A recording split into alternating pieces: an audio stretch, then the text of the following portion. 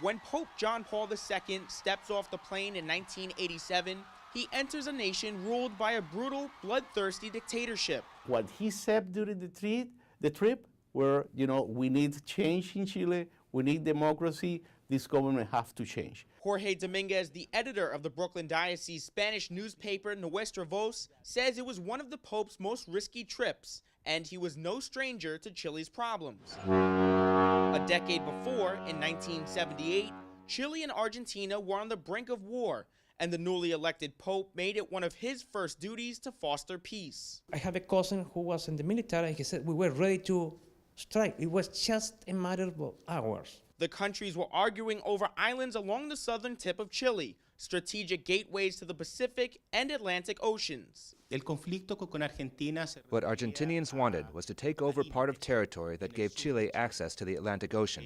So it was difficult to make both countries happy. Through a translator, Father Jose Orellana remembers living through what history recalls as the Beagle Conflict. Father Jose recalls random mysterious blackouts taking place in his hometown and red crosses being painted on hospital roofs. Ricardo Joquera, another Chilean native, remembers being at a resort with his family while the military was conducting a drill nearby. Ricardo thought they were under attack. They were practicing with bazookas, machine guns. In the resort, some of the glasses broke, and somebody started screaming, "The Argentinians coming!" And we panicked. I said, "This is it."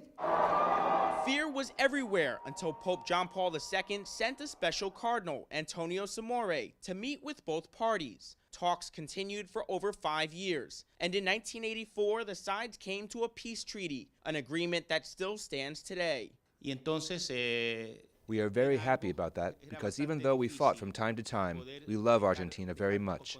We have been neighbors forever, so in that sense, we are happy we never had a war.